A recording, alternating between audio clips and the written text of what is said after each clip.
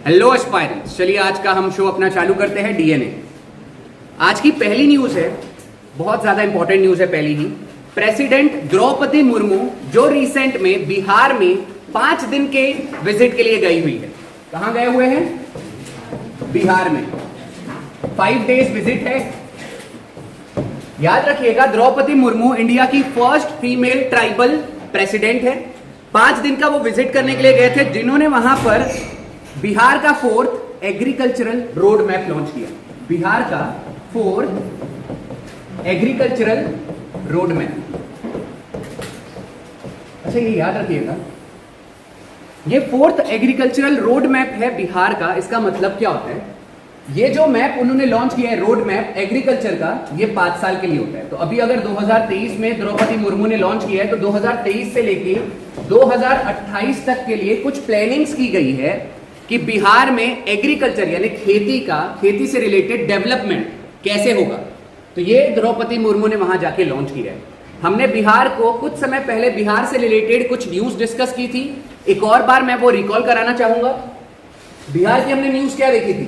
बिहार में रिसेंट में बिहार के किसी प्रोडक्ट को जीआई टैग मिला, वो था मर्चा पैडी। याद रखिएगा।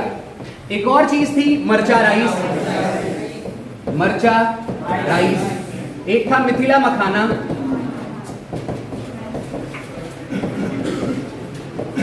एक और चीज थी वहां पर कटरानी राइस। एक और चीज था जर्दालू मैंगो।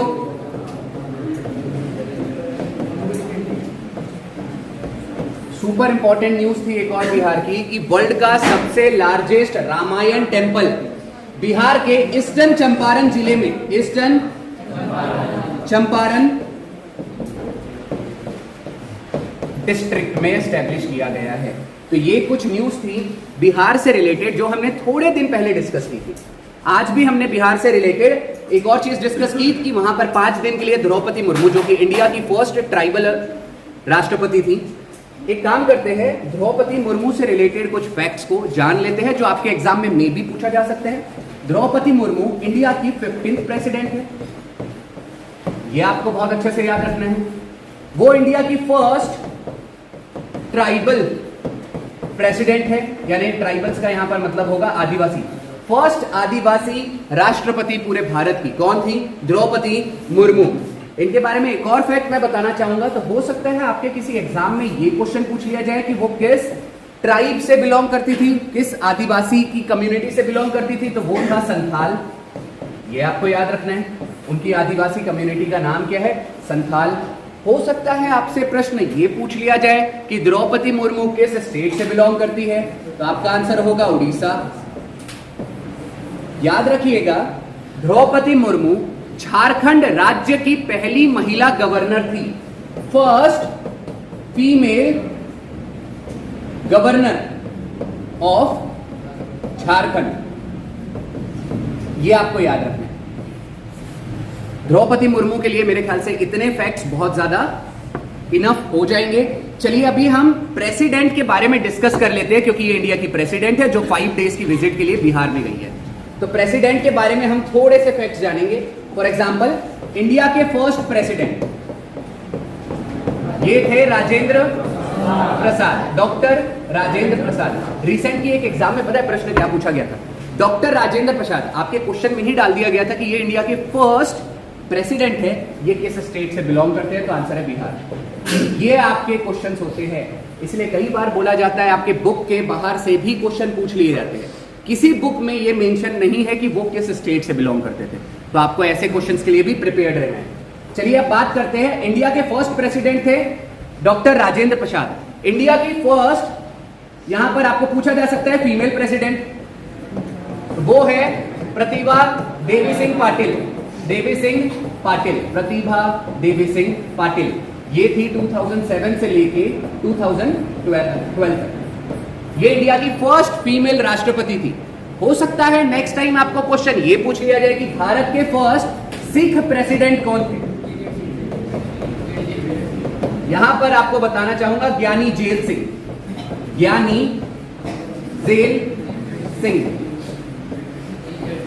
हो सकता है कि आपको नेक्स्ट टाइम ये क्वेश्चन पूछ लिया जाए कि भारत के पहले दलित प्रेसिडेंट कौन है। फर्स्ट दलित यानी schedule caste, okay, schedule caste Dalit president Bharat के कौन है? तो आपको ये याद रखना पड़ेगा के नारायण,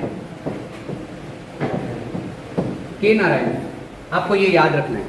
ये आपका जो फर्स्ट प्रेसिडेंट की जो हमने सीरीज स्टार्ट की है, ये आपको याद रखना चाहिए, ये आपके एग्जाम के लिए बहुत ज्यादा इंपॉर्टेंट है। एक और चीज कोई छूट गई है, हो सकता है आपको ये क्वेश्चन पूछ लिया जाए, इंडिया के first Muslim president doctor Zakir Hussain. चलिए ठीक है। अब इसके अलावा हम प्रेसिडेंट की कुछ और इंपॉर्टेंट चीजें देख लेते हैं। फॉर एग्जाम्पल, भारत में राष्ट्रपति का जो कार्यकाल होता है वो 5 साल का होता है। मिनिमम एज जो होती है प्रेसिडेंट बनने की वो 35 है। एक जो प्रेसिडेंट की मिनिमम एज होनी चाहिए वो 35 दी हुई है। 5 साल का उनका क्या होता है? टेन्योर होता है। एक और चीज याद रखना है, इंडियन कॉन्स्टिट्यूशन के किस आर्टिकल में यह मेंशन किया गया है कि भारत का एक प्रेसिडेंट होना चाहिए? तो आर्टिकल है 52, ये बहुत ज्यादा इंपॉर्टेंट है। 52 में लिखा गया है प्रेसिडेंट ऑफ इंडिया। ये हम अभी कॉन्स्टिट्यूशन डिस्कस कर रहे हैं, यानी पॉलिटी डिस्कस कर रहे हैं करंट अफेयर के थ्रू। तो आपको ये आर्टिकल लिख लेना है। आर्टिकल का मतलब क्या होता है, कोई मुझे बताएगा? कॉन्स्टिट्यूशन में कलम को अंग्रेजी में कहा जाता है आर्टिकल्स, और वही चीज अगर आप आईपीसी की धाराएं देखते हैं तो वहां पर उन्हें सेक्शंस कहा जाता है। यहां पर मैंने बताया अभी 50, अब हम कुछ इंपॉर्टेंट आर्टिकल्स डिस्कस कर लेते हैं। आर्टिकल अभी मैंने पहला बताया 52, जहां पर लिखा गया है प्रेसिडेंट ऑफ इंडिया। 54 डील करता है प्रेसिडेंट के इलेक्शन के लिए। तो आपको ये याद रखना है कि 54 क्या है? Election of president. 56 क्या है? जो कि मैंने अभी बताया था कि टेन्योर, यानी कि 5 साल।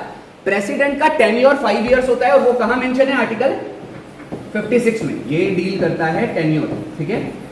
चलिए एक काम करते हैं, 56 हो गया, 52, 54, 56, 57 डील करता है री इलेक्शन ऑफ प्रेसिडेंट, री इलेक्शन ऑफ प्रेसिडेंट। 58 डील करता है क्वालिफिकेशन ऑफ प्रेसिडेंट, जो कि मैंने अभी आपको थोड़ी देर पहले क्वालिफिकेशन के बारे में डिस्कस किया था। क्वालिफिकेशन क्या है? अगर आप इस देश के राष्ट्रपति बनना चाहते हैं तो यहां का क्वालिफिकेशन कहता है आपको इंडियन होना जरूरी है, ये फर्स्ट क्वालिफिकेशन है। आपकी मिनिमम एज 35 होना जरूरी है, ये सेकंड क्वालिफिकेशन है। थर्ड वहां पर क्वालिफिकेशन ये कहा गया है कि आप जब राष्ट्रपति बनने वाले हैं तो आप किसी भी सदन के मेंबर नहीं हो सकते। फॉर एग्जाम्पल, वैसे तो बनने के बाद, बनने के पहले आप को एलिजिबिलिटी में कहा गया है कि आप कम से कम एक किसी भी हाउस के मेंबर होना जरूरी है। For example Lok Sabha, for example Rajya Sabha, कहीं का वो सदस्य होना चाहिए। लेकिन ये याद रखिएगा, जैसे एक बार अगर आप प्रेसिडेंट बन जाते हैं उसके बाद आप किसी भी हाउस के मेंबर नहीं रह सकते। ये सब लोग याद अच्छे से करते हुए चलिएगा। इसके अलावा एक और बहुत ज्यादा इंपॉर्टेंट आर्टिकल है जो आपको रिसेंट के एग्जाम में पूछा गया था, वो था ओथ। ओथ का मतलब होता है हिंदी में शपथ। याद रखिएगा, ओथ राष्ट्रपति लेता है अकॉर्डिंग टू विच आर्टिकल? ये आपके एग्जाम में पूछा गया है पहले भी, और आंसर होगा 60। याद रखना बहुत ज्यादा आसान है, क्योंकि ओथ में ही 0 आ चुका है, ओ आ चुका है। हम जब भी डील करते हैं नॉर्मली राष्ट्रपति के जो आर्टिकल्स, वो 52 से 62 के बीच में करते हैं। तो एक बात बताइए, 52 से 62 के बीच में ओ कहां आएगा? एक ही जगह, और वो है 60। तो ये बहुत आसान है याद रखना कि 60 किस चीज से डील करता है? ओथ से। इसके अलावा एक और इंपॉर्टेंट आर्टिकल है, मैं बताना चाहूंगा, direct jump marking 72, pardoning power. सब लोग लिख लेंगे, pardoning power, pardoning power of the president बहुत ही ज्यादा है। इसको मैं बस ये बताना चाहूंगा, पार्डनिंग पावर यानी होता क्या है। बहुत बार, कई बार आर्मी पर्सनल्स को भी हो सकता है कि अपने सीनियर्स के वो ऑर्डर को फॉलो नहीं करते हैं, तो उनको कोर्ट मार्शल कर दिया जाता है। तो वो केवल पूरे इंडिया में एक लौता पर्सन है जो उनकी उस सजा को माफ कर सकता है, वो है राष्ट्रपति। According to which article? 72। यानी अगर किसी आर्मी पर्सनल का कोर्ट मार्शल हो रहा है तो उसको बचाया जा सकता है राष्ट्रपति द्वारा। ये एक लौता एग्जाम्पल नहीं है। कई बार आपने न्यूज में देखा होगा, कई बार किसी व्यक्ति को फांसी दे दी जाती है तो वो पिटीशन फाइल करते हैं कि हमारी फांसी को रद्द कर दी जाए। उसे भी पार्डनिंग पावर के अंदर ही कंसीडर किया जा सकता है। तो कुल मिलाकर आप ये कह सकते हैं कि पार्डनिंग पावर क्या होता है?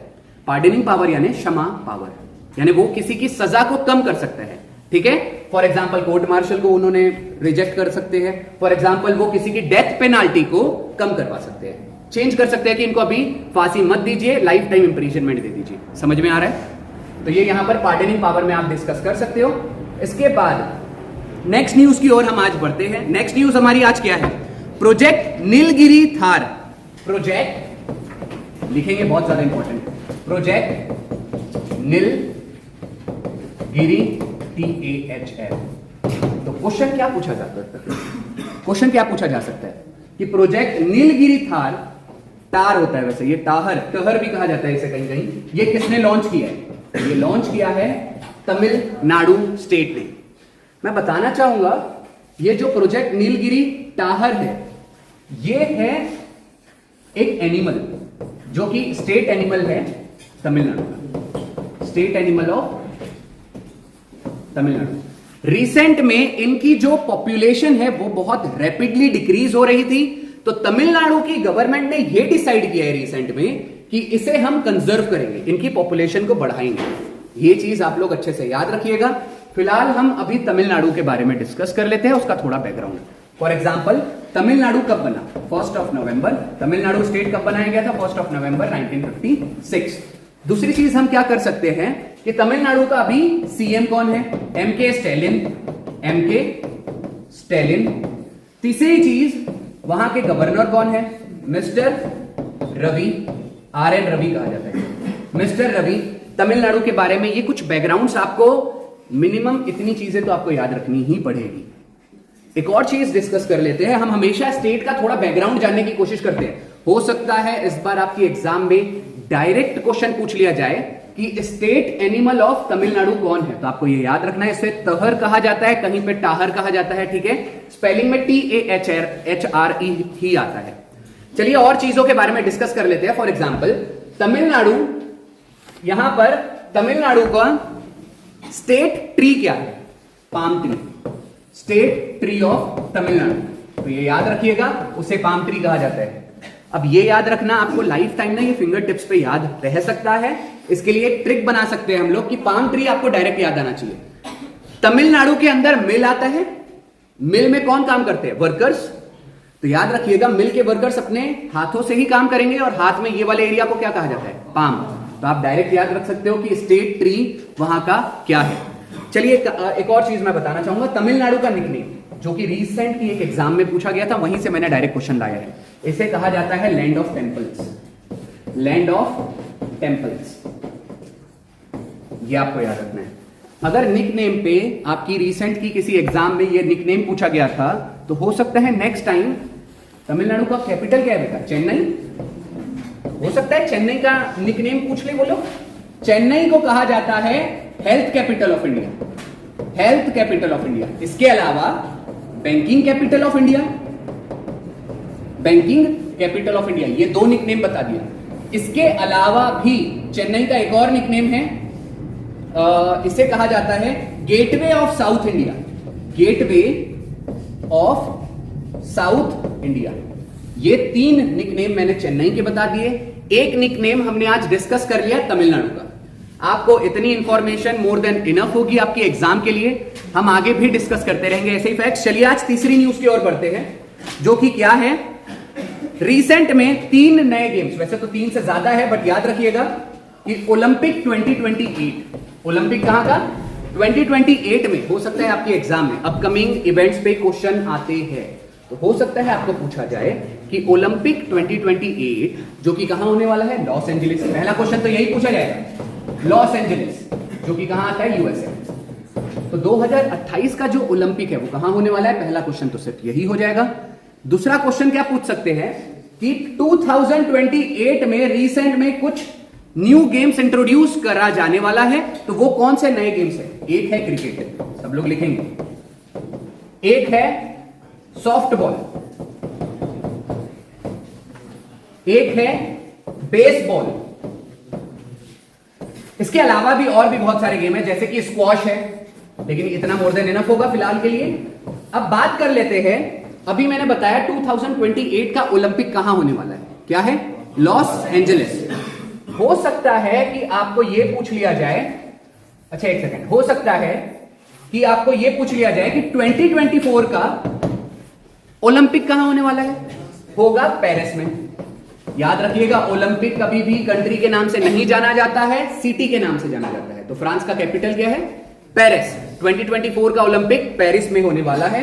अब एक काम करते हैं, ओलंपिक का थोड़ा बहुत बैकग्राउंड में बता देता हूं जो आपके एग्जाम के लिए बहुत ज्यादा इंपॉर्टेंट रहेगा। फॉर एग्जाम्पल, ओलंपिक की शुरुआत कब हुई? 1896 में। कहां पर फर्स्ट वाला रखा गया था? एथेंस में। ये भूलिएगा मत। रिसेंट एक एग्जाम में मैंने मेरी हमेशा आदत है, जब भी कोई एक टॉपिक आप पढ़ रहे हो उसका बैकग्राउंड जानना बहुत ज्यादा जरूरी होता है। रिसेंट के एक एग्जाम में क्वेश्चन क्या पूछा गया था? 1896 में मॉडर्न ओलंपिक की शुरुआत की गई थी। तो फर्स्ट जो ओलंपिक था उसमें टॉप कंट्री कौन थी जिसने सबसे हाईएस्ट नंबर ऑफ मेडल्स जीते थे? तो आंसर सेम रहेगा, जो कि एथेंस है। तो ये याद रखिएगा, कई बार आपको वहीं से घुमा देता है क्वेश्चन। अब थोड़ा एक और तथ्यों को जान लेते हैं। 1900 यानी कि ये किसकी बात कर रहा हूं मैं? सेकेंड ओलंपिक की। फर्स्ट टाइम याद रखिएगा, 1896 में एक भी फीमेल्स ने पार्टिसिपेट नहीं की थी। एक एग्जाम में क्वेश्चन पूछा गया था, वो कौन सा ओलंपिक का एडिशन है जिसमें फर्स्ट टाइम फीमेल्स ने पार्टिसिपेट किया था? तो वो 1900 का था, जो कि पेरिस में रखा गया था। और यहां पर फर्स्ट टाइम फीमेल्स ने पार्टिसिपेट की, ये याद रखिएगा। हो सकता है आपको ये क्वेश्चन पूछ लिया जाए कि ओलंपिक डे कब मनाया जाता है? 23 जून। हर साल हम ओलंपिक डे मनाते हैं 23 जून को। अब मैं इसका रीजन बताना चाहूंगा कि 23 जून को ही ओलंपिक डे क्यों मनाया जाता है।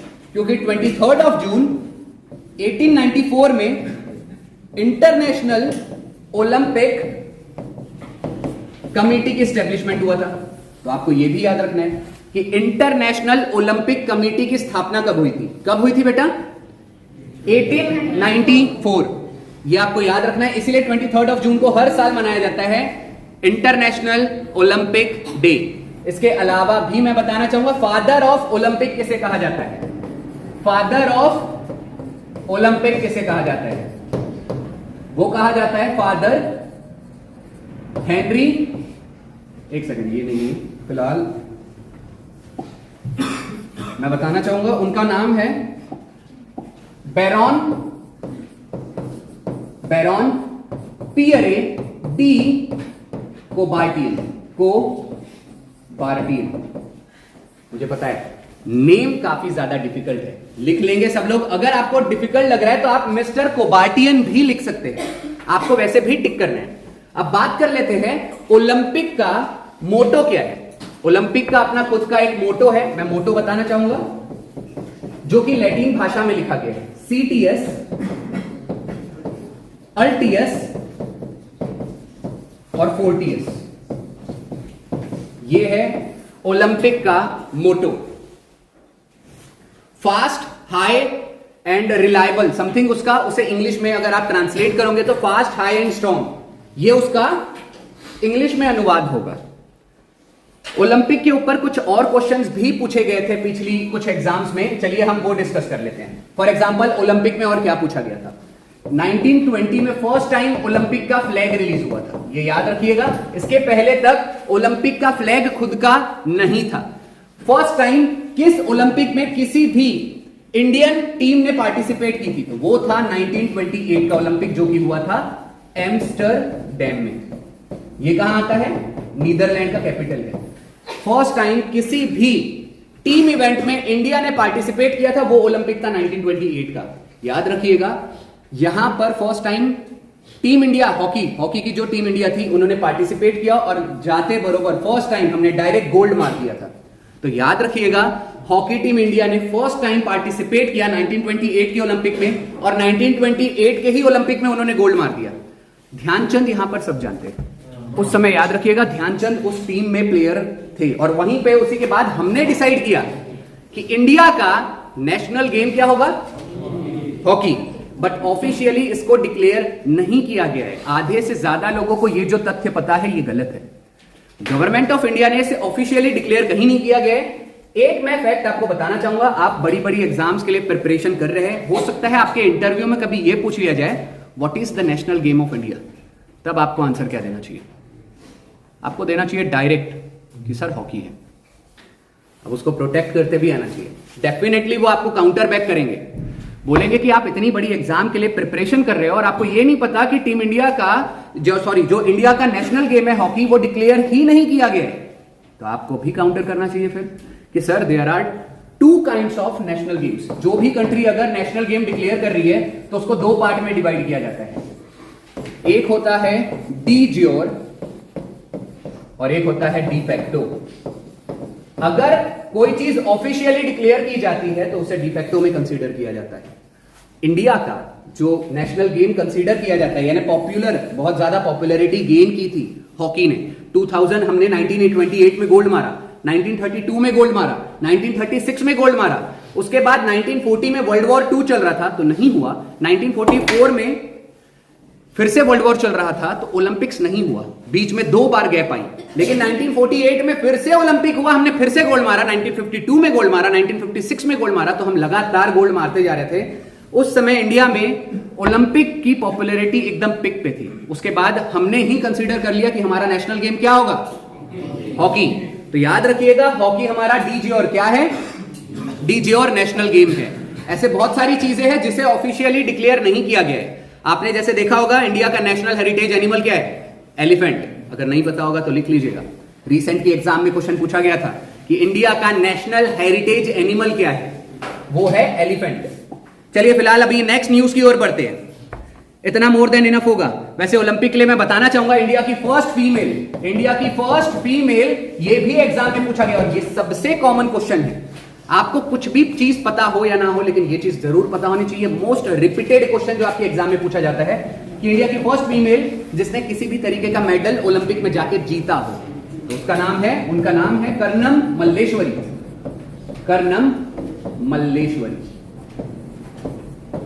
ठीक है, चलिए अब नेक्स्ट न्यूज देख लेते हैं आज की क्या है। आज की नेक्स्ट न्यूज है world junior rapid chess champion, world junior rapid chess champion 2023। ये क्वेश्चन है, इसमें बताना है आपको रिसेंट में कौन बना है, रौनक साधवानी।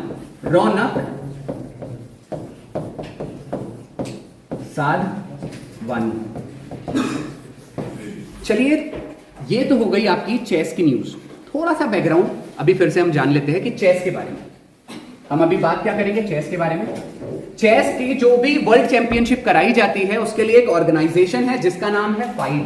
क्या कहा जाता है उसे, फाइड। इसी का फुल फॉर्म होता है इंटरनेशनल चेस फेडरेशन और कुछ नहीं, इंटरनेशनल चेस फेडरेशन।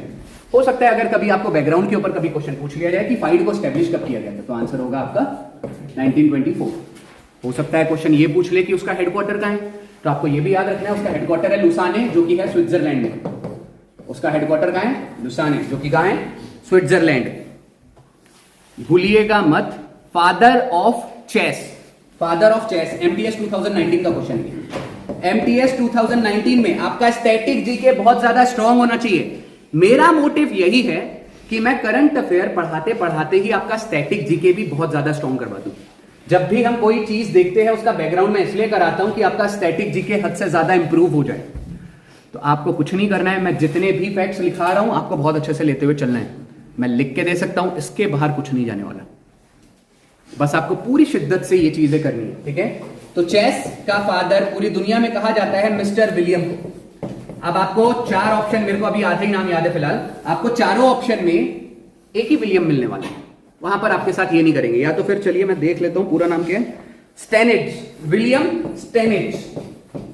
ये आपका मैंने बताया है MTS 2019 का क्वेश्चन था, आपको ये अच्छे से करके रखना है। ओके, चलिए फिलहाल अभी हम आगे बढ़ जाते हैं। नेक्स्ट न्यूज आज की क्या है, बथुकम्मा फेस्टिवल। आज की नेक्स्ट न्यूज है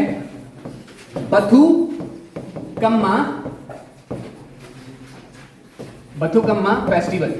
ये रिसेंट में कहां सेलिब्रेट हुआ है, ये हुआ है तेलंगाना में। अब फेस्टिवल से अगर हम डील कर रहे हैं तो मैं बताना चाहूंगा जनवरी में हर साल तमिलनाडु में एक सेलिब्रेशन होता है फेस्टिवल का जिसे कहा जाता है पोंगल। पोंगल फेस्टिवल कहां का है, तमिलनाडु का। एक और फेस्टिवल है जो रिसेंट की एग्जाम में पूछा गया था, शिरुई लिली। शिरुई लीली, ये मनाया जाता है मणिपुर में, भूलिएगा मत, ये मणिपुर बहुत ज्यादा इंपॉर्टेंट है। मणिपुर का एक और फेस्टिवल रिसेंटली एग्जाम में पूछा गया था, एक तो शिरुई लीली है और एक तो शांघाई फेस्टिवल है। शांघाई फेस्टिवल, ये आपको दोनों नहीं भूलना है, मणिपुर से रिलेटेड मैंने बता दिया है। तेलंगाना का एक और फेस्टिवल था बोनालू, इसके ऊपर क्वेश्चन आ चुका है, बोनालू फेस्टिवल। ये शिरुई लीली एंड शांघाई फेस्टिवल दोनों कहां का है? मणिपुर का। रिसेंट में एक एग्जाम में आसाम का, सबको पता होगा, एक क्वेश्चन था बिहू फेस्टिवल, सबको पता है? अगर आपको एग्जाम में यह क्वेश्चन पूछा जाए कि रिसेंट में गिनीज रिकॉर्ड बनाया गया था, वर्ल्ड रिकॉर्ड बनाया गया था किस डांस का, तो आपको याद रखना है बिहू डांस का। रिसेंट में 11,000 से ज्यादा डांसर्स एक साथ डांस कर लिए थे, जिसमें वर्ल्ड रिकॉर्ड बनाया कि किसी भी स्टेज में एक साथ इतने बड़े इवेंट में इतने सारे लोग एक साथ डांस किए थे, तो उसका आंसर क्या हो जाएगा? बिहू। बिहू ने अभी गिनीज रिकॉर्ड बनाया। अगर आपको क्वेश्चन पूछा जाए कि 4 डांस दे दिए जाए और उसमें अगर क्वेश्चन पूछा जाए तो आपका आंसर होगा बिहू। एक और चीज बच गई है, नागालैंड। मैं बताना चाहूंगा, मैं हर चीज हर मुमकिन कोशिश करता हूं जो कि क्वेश्चन ना छूटे। ओके, यूपीएससी की ही एग्जाम में ये नागालैंड के फेस्टिवल, ऐसी कोई एग्जाम नहीं है जहां पर आपको फेस्टिवल के ऊपर क्वेश्चन नहीं पूछे जाते। नागालैंड के ऊपर यूपीएससी ने जो क्वेश्चन पूछा था, क्वेश्चन सिर्फ सिंपल था, त्योहारों का त्योहार। फेस्टिवल्स, फेस्टिवल किसे कहा जाता है? द फेस्टिवल ऑफ फेस्टिवल, इसका निकनेम है द फेस्टिवल ऑफ फेस्टिवल्स। ऐसा कौन सा त्योहार है जिसे त्योहारों का त्योहार कहा जाता है? तो आंसर है, यहां आंसर हो जाएगा हॉर्नबिल। क्या आंसर हो जाएगा? हॉर्नबिल। ये आपको याद रखना है, इतना मोर देन इनफ होगा, जो कि हमने बैकग्राउंड देख लिया पूरे फेस्टिवल्स के बारे में।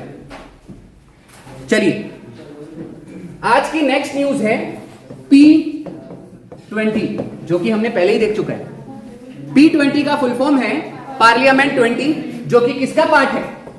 G20 का। मैं बताना चाहूंगा, पार्लियामेंट 20 इस साल होस्ट किसने किया? इंडिया ने। ठीक है, अब ये न्यूज फिर से रीट्रेन कर रही है, फिर से एक और बार P20 न्यूज में वापस आ गया है। क्वेश्चन क्या पूछा जा सकता है कि P20 इस साल इंडिया ने होस्ट किया, जिसे रिसेंटली हैंडओवर किया गया है किस कंट्री को? यानी कि नेक्स्ट ईयर का P20 कौन होस्ट करेगा? तो आंसर हो जाएगा आपका ब्राजील। ये आपको याद रखना है। इस साल का P20 होस्ट किया था इंडिया ने, जिसका नाम है फुल फॉर्म पार्लियामेंट 20, जो कि पार्ट है G20 का। G20 को स्टैब्लिश किया गया था 1999 में। G20 का अगर आपको क्वेश्चन पूछा जाता है कि हेडक्वार्टर कहां है, तो मैं बताना चाहूंगा कहीं पर नहीं है। G20 का हेडक्वार्टर ही नहीं है। G20 में अभी नया सदस्य जुड़ गया है, जिसका नाम है अफ्रीकन यूनियन। तो अफ्रीकन यूनियन ना रिसेंट में ट्रेंड में चल रहा है। अगर आपको नहीं पता, ऐसे हिडन न्यूज आपकी एग्जाम का पार्ट बन जाती है। हो सकता है आपको इस बार डायरेक्ट सीडीएस हो, एफकेट हो, एनडीए हो, नो मैटर, आपको डायरेक्ट क्वेश्चन ये देखने को मिल सकता है कि अफ्रीकन यूनियन स्टैब्लिश कब हुआ। फिर आप लोगों को सोच में पड़ जाते हो, यार ये क्या क्वेश्चन पूछ रहे हैं, ये तो सिलेबस में ही नहीं है। बेटा, ये करंट अफेयर का पार्ट है। करंट अफेयर में अगर कोई न्यूज चल रही है तो उसका बैकग्राउंड पूछना, उसके मेंबर्स पूछ लेना, ये सब एकदम नॉर्मल बात है।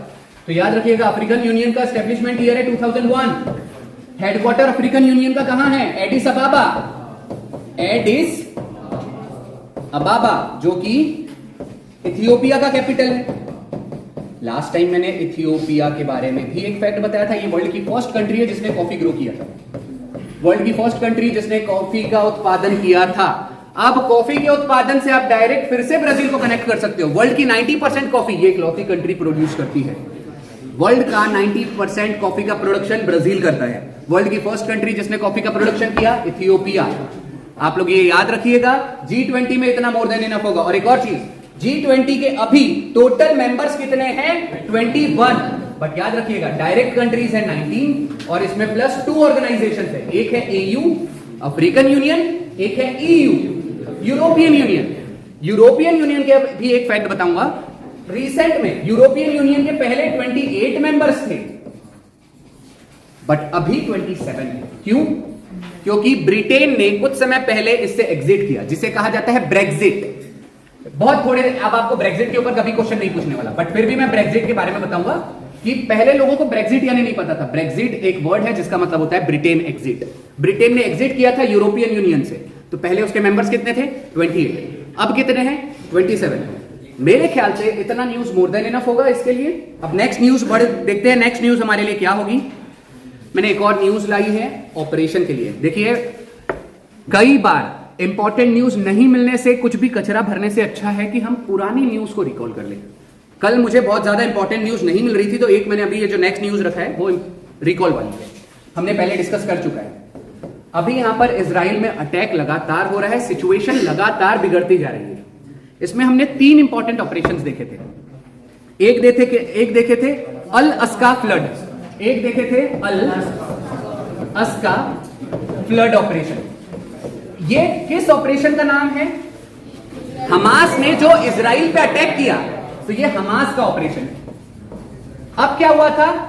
इजराइल की बारी थी, तो इजराइल ने भी अटैक किया हमास पर।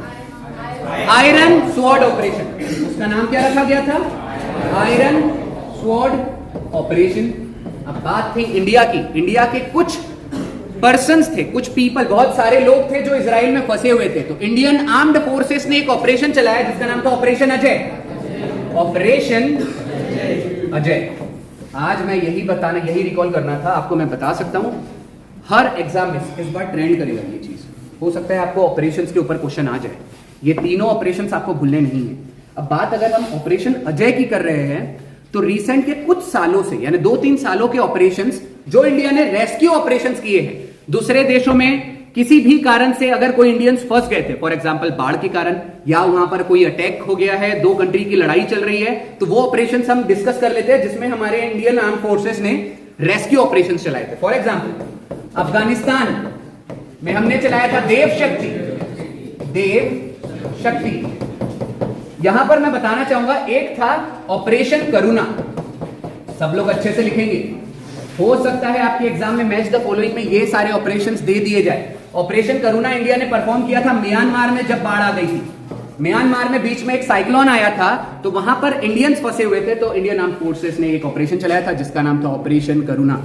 एक और ऑपरेशन है जो सूडान में परफॉर्म किया गया था, ऑपरेशन कावेरी। आपको ये याद रखना है, ऑपरेशन कावेरी हमने कहां पर चलाया था? सूडान में। ये तो इसी साल की बात है, इसी साल। ये ट्रेंडिंग, ये सब सारे क्वेश्चंस आपको पता होने चाहिए। एक और ऑपरेशन जो कि लास्ट में डिस्कस करना चाहूंगा, ऑपरेशन गंगा।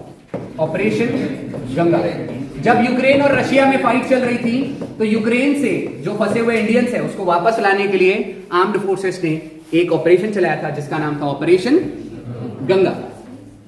चलिए अब हम नेक्स्ट न्यूज की ओर बढ़ते हैं। आज की क्या है? आज की नेक्स्ट न्यूज ना बहुत ज्यादा इंटरेस्टिंग है। इंटरेस्टिंग मीन्स आपको एक बहुत अच्छा फैक्ट पता चलने वाला है। हम कोई भी डे सेलिब्रेट करते हैं, फॉर एग्जांपल किसी का भी आप ले लीजिए, नॉन वायलेंस डे, हर साल हम 2 अक्टूबर को मनाते हैं, तो वो हर साल सेलिब्रेट किया जाता है। ऐसा कोई दिन नहीं है, मैंने तो 2 ही दिन देखे हैं आज तक। कोई भी दिन हर साल सेलिब्रेट होता है 2 तरीके से। या तो कोई पर्टिकुलर डे होता है जिसे हर 2 साल में सेलिब्रेट किया जाता है। रिसेंट में ना एक एग्जाम में पता है, शायद आई थिंक इट्स एमटीएस और सीजीएल, 2 में से किसी एग्जाम में पता है क्वेश्चन क्या पूछा गया था?